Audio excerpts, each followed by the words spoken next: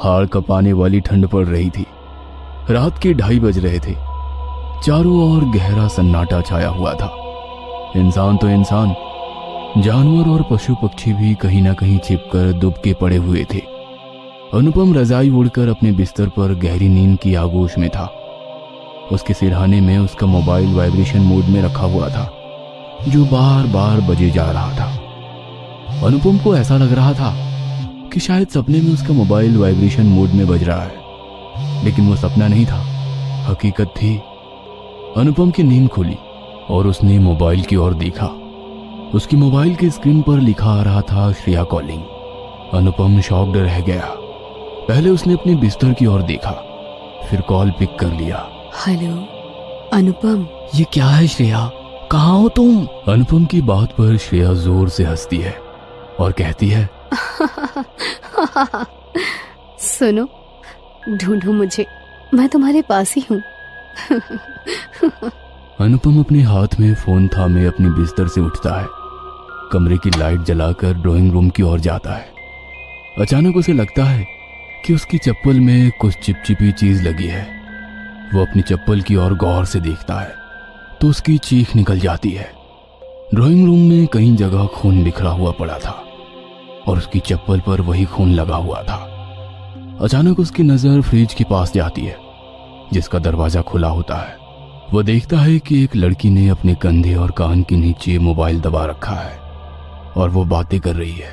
उसके बाल खुले हुए हैं, उसकी कलाई कई जगह से कटी हुई है, जिससे लगातार खून निकल रहा है। और उस कड़कड़ाती ठंड में भी वो फ्रिज का पानी गटागट पिए जा रही है। ये सब देखकर उस कड़ाके की सर्दी में भी उसके चेहरे पर पसीने की बूंद आ जाती है। उसका दिल इतनी जोर से धड़क रहा होता है कि उस सन्नाटे में भी उसकी आवाज को साफ साफ सुना जा सकता था। अचानक वो लड़की पलटती है और अनुपम की ओर घूमकर देखती है। अनुपम उस लड़की का चेहरा देखकर एक बार फिर शॉक्ड रह जाता है। वो श्रेया थी। श्रेया! अनुपम चीखते हुए श्रेया के पास जाता है। उसकी कलाई से बह रहे खून को अपने हाथ से रोकने की कोशिश करता है, लेकिन खून नहीं रुकता। वो भागकर फर्स्ट एड बॉक्स से रुई और पट्टी का बंडल उठा लाता है।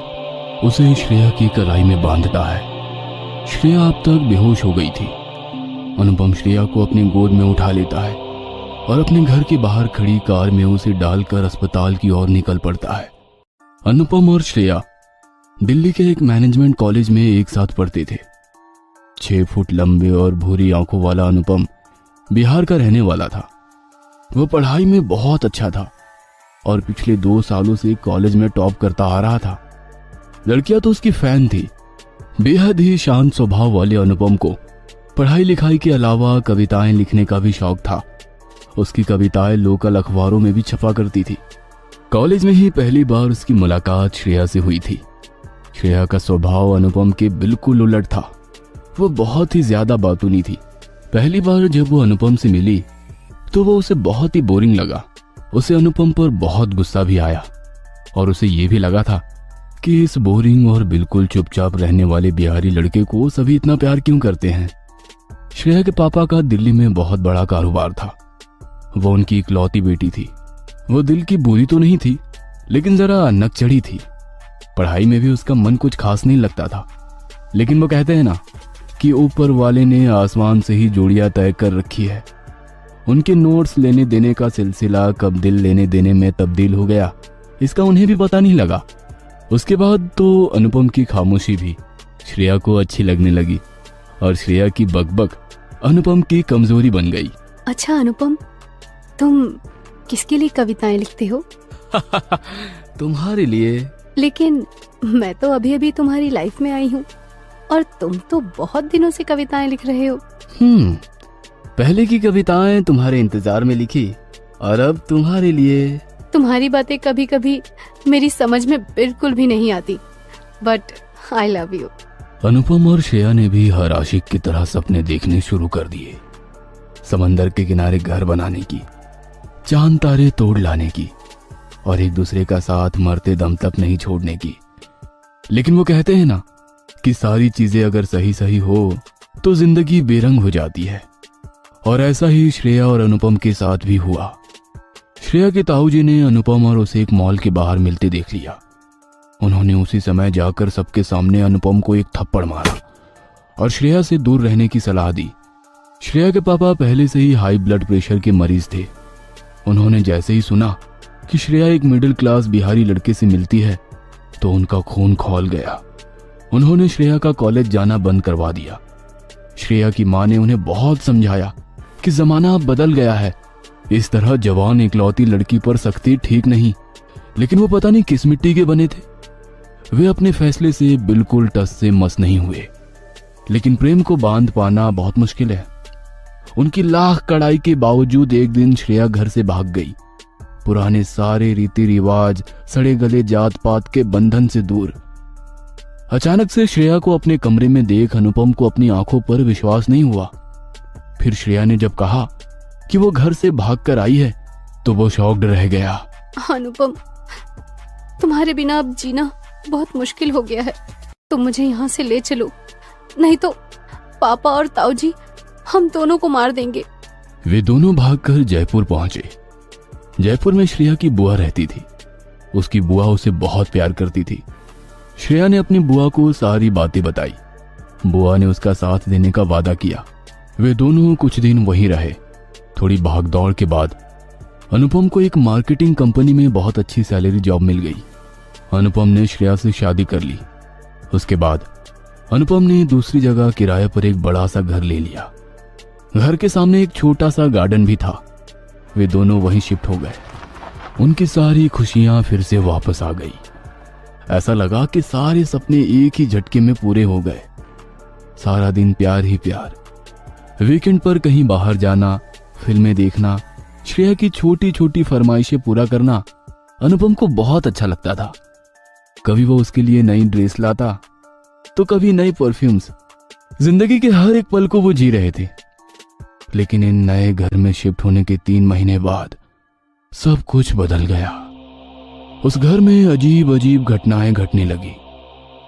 जहां पर उन दोनों ने फ्लैट लिया था वो जगह शहर से थोड़ा दूर था, तो वहां आसपास से बंदर हमेशा आ जाया करते थे। श्रेया और अनुपम दोनों अक्सर उन बंदरों को कुछ खाने को देते। अगर अनुपम ना भी होता तो श्रेया उन्हें कुछ ना कुछ देती ही रहती। लेकिन एक सुबह कुछ अजीब घटा। श्रेया और अनुपम नींद में थे। तभी उन्हें लगा कि कोई उनका दरवाजा पीट रहा है। श्रेया ने देखा कि अनुपम सोया हुआ है, इसलिए उसने ही दरवाजा खोला। लेकिन दरवाजा खोलते ही उसकी चीख निकल गई। चीख की आवाज सुनकर अनुपम भागा भागा दरवाजे के पास आया तो उसने भी जो देखा उसे देखकर उसे रोना आ गया। उसने देखा कि बंदर के एक बच्चे की गर्दन गार्डन के एक पौधे की लता से लिपट गई है, जिससे उसका दम घुट गया और वो मर गया है। बंदर की मां को कुछ समझ नहीं आ रहा था कि ये क्या हो गया। कभी वो अपने बच्चे के मृत शरीर के पास जाती, कभी अनुपम का दरवाजा पीटती। श्रेया को ऐसा लगता कि इस तरह से बंदर के बच्चे का उसके घर में ही मर जाना किसी अपशकुन का संकेत है। उस दिन के बाद से अनुपम ने देखा कि श्रेया का बर्ताव बदलता जा रहा है। बातों ने श्रेया एकदम चुप चुप रहने लगी थी। वह हमेशा कमरे की खिड़की से बाहर झांकती रहती और मन ही मन कुछ बुदबुदाती।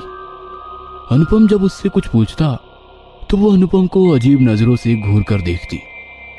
इस बीच उसके घर में एक और घटना घटी। एक दिन दोनों डाइनिंग टेबल पर बैठे थे। अनुपम श्रेया को अपने हाथों से खिलाने की कोशिश कर रहा था, लेकिन वो तो खा ही नहीं रही थी। वह चुपचाप डाइनिंग टेबल के ऊपर लगे पंखे को घूर रही थी। अचानक ना जाने क्या हुआ, एक जोरदार आवाज के बाद वो पंखा टूटकर नीचे गिर पड़ा। वह तो अनुपम ने सही समय पर श्रेया को वहां से हटा लिया, नहीं तो कुछ भी हो सकता था। हर दिन नई घटनाएं अब उस घर में घटने लगी। एक रात अनुपम ऑफिस के काम में बिजी था।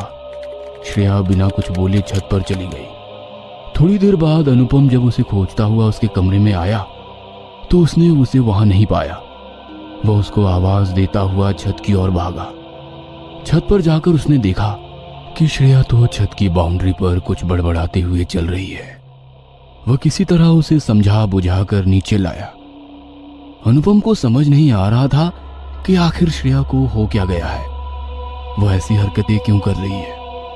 इस बीच अनुपम ने एक और बात नोटिस की कि श्रेया भगवान की किसी भी मूर्ति के पास नहीं जाना चाहती।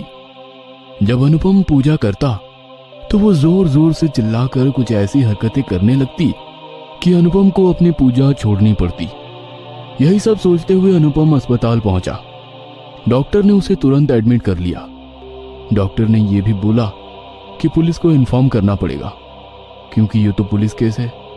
उसकी पत्नी ने सुसाइड अटेम्प्ट किया है। तब अनुपम ने रोते हुए डॉक्टर को सारी बातें बताई और उनसे गिड़गिड़ाते हुए रिक्वेस्ट किया कि वो प्लीज पुलिस को ये सब ना बताए। डॉक्टर उसकी बात मान गया और उसने कहा कि ठीक होने के बाद वो अपनी पत्नी को किसी अच्छे साइकियाट्रिस्ट को दिखाए।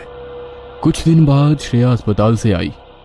अनुपम किसी अच्छे साइकियाट्रिस्ट के बारे में ही पता कर रहा था कि एक दिन श्रेया ने कुछ ऐसा किया जिसे देखकर अनुपम को लगा कि उसकी पत्नी पर कोई साया है। एक रात जब अनुपम की नींद खुली तो उसने देखा कि उसकी पत्नी बाहर बगीचे में निकल गई है और वो नीचे बैठकर किसी से अजीब भाषा में बातें कर रही है। कभी वह जमीन पर लौटने लगती, कभी अपने नाखून से जमीन को कुरेदने लगती। अनुपम ने जब उसे टोका तो उसने पहली बार अनुपम पर हमला कर दिया और किसी जानवर की तरह उसके शरीर को नोचने लगी। अनुपम ने किसी तरह उसकी गिरफ्त से खुद को छुड़ाया। कुछ देर बाद श्रेया खुद ब खुद शांत हो गई। अगले दिन अनुपम ने अपने ऑफिस के सबसे अच्छे दोस्त कुणाल को सारी बातें बताई। कुणाल ने उसे एक पहुंचे हुए अघोरी का पता बताया। उसने ये भी बताया कि वो अघोरी शमशान में ही रहता है और रात को ही उससे मिला जा सकता है क्योंकि दिन में वो कहाँ जाता है इसका पता किसी को नहीं। अनुपम ने तय कर लिया कि उसे क्या करना है। वो श्रेया को लेकर अगले दिन उसी अघोरी बाबा के पास पहुंचा और उन्हें सारी बातें बताई। अघोरी ने श्रेया को घूरते हुए देखा। श्रेया भी अघोरी को घूरने लगी। फिर अघोरी ने अनुपम के कान में कुछ कहा। अनुपम वहां से उठकर चला गया। जब वो आया तो उसके हाथ में शराब की एक बोतल थी। अघोरी ने शराब की बोतल वहां रखे एक पत्थर पर दे मारी। पूरी की पूरी शराब जमीन पर गिर गई। उसके बाद अघोरी ने उस बोतल के टुकड़े से जमीन पर एक घेरा बनाया। उसने अनुपम को एक सिक्का उस घेरे के बीच में रखने को कहा। उसके बाद अघोरी कुछ मंत्र पढ़ने लगा। पल में ही उस सिक्के से खून निकलने लगा। जैसे जैसे उस सिक्के से खून निकल रहा था श्रेया के शरीर में भी ऐंठन होने लगी। वह जमीन पर लौटने लगी। अघोरी ने सिक्के को उठाकर दूर जलती हुई चिता पर फेंक दिया। श्रेया बेहोश हो गई। तुम्हारी पत्नी पर किसी ने काला जादू किया है। ये काले जादू की गिरफ्त में है। अगर ज्यादा दिन तक ये इस तरह रही तो मर जाएगी। अनुपम अघोरी की बात को गौर से सुन रहा था, लेकिन उसके बाद अघोरी ने जो बताया उसे सुनकर अनुपम को बहुत गुस्सा आया। श्रेया पर काला जादू उसके पापा और ताऊ एक अघोरी के जरिए कर रहे हैं और इस काम में उनकी मदद कर रही है श्रेया की बुआ। कहने को उसने तुम लोगों की मदद की, लेकिन कोई भी तुम्हारे साथ श्रेया की शादी से खुश नहीं है। अनुपम मन ही मन सोचने लगा, क्या दुनिया है ये। औलाद से ज्यादा लोगों को अपनी जात, अपनी बिरादरी की फिक्र है। श्रेया के पिता द्वारा किया जा रहा काला जादू कट सकता है, लेकिन इसमें किसी ना किसी की जान जरूर जाएगी। वो जान किसी की भी हो सकती है, तुम्हारी या उसके परिवार में से किसी की भी, जो भी इस जादू में शरीक है। अनुपम ने मौन सहमति दे दी। अघोरी अपनी पूजा में लग गया। कुछ दिनों बाद श्रेया फूट फूट कर रोई जा रही थी। उसके सामने सफेद कपड़ों में लिपटी लाश पड़ी थी। अगरबत्ती का धुआं ऊपर की ओर उठ रहा था। क्यों छोड़कर चले गए मुझे? अब मैं किसके सहारे जीऊंगी? किसके सहारे जीऊंगी? किसको अपना पापा कहकर बुलाऊंगी? किसको?